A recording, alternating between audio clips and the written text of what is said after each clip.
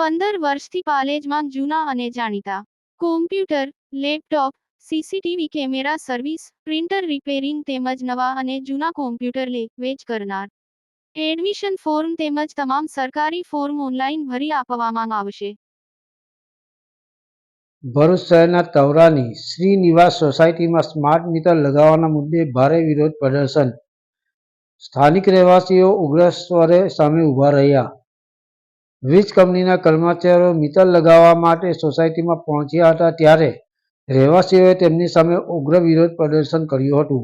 રહેવાસીઓના આક્રોશને જોતા કર્મચારીઓએ સ્થળ પરનું કામ તાત્કાલિક બંધ કરી દીધું હતું અને મીટર લગાવવાની કાર્યવાહી અટકાવીને પાછા વળ્યા હતા.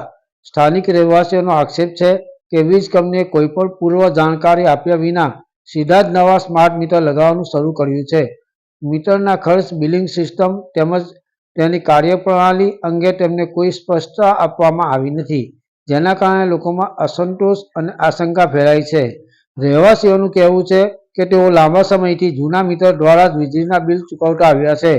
નવા મીટર લગાવવાથી બિલિંગ વધારે આવવાની શક્યતા છે અને સાથે સાથે મીટર ખામી પામે તો જવાબદારી કોણ લેશે તે અંગે કોઈ પણ માર્ગદર્શન આપવામાં આવ્યું નથી. અમારા પર જબરજસ્તી મીટર લાદવામાં આવી રહ્યા છે. પહેલેથી સમજાવટ અને ચર્ચા થવી જોઈએ એવો આક્ષેપ રહેવાસીઓએ લગાવ્યો હતો. યાકુબ પટેલ, ભરૂચ. હું શ્રીનિવાસ સોસાયટીમાંથી અન્નપૂર્ણા વાત કરી રહી છું. બપોરના સમયે અમે લોકો ઊંઘેલા હતા અને અમને જાણ કર્યા વગર સ્માર્ટ મીટર લગાવી દીધા છે. તે તદ્દન બિલકુલ ખોટી વસ્તુ છે. કમસે કમ સોસાયટીના કોઈ બી એક સદસ્યને જણાવવું જોઈએ કે અમે લોકો સ્માર્ટ મીટર લગાવવા માટે આવ્યા છીએ. મારું નામ દર્શન ગોહિલ છે. અમે શ્રીનિવાસ સોસાયટીમાં રહીએ છીએ તવરા.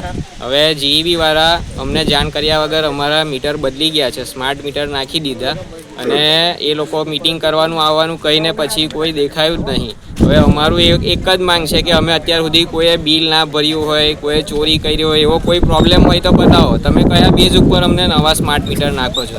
આખા જિલ્લામાં, આખા ગુજરાતમાં બધે વિરોધ છે, તો તમે અમારી જોડે આવું જબરજસ્તી શું કરવા સ્માર્ટ મીટર નાખો છો?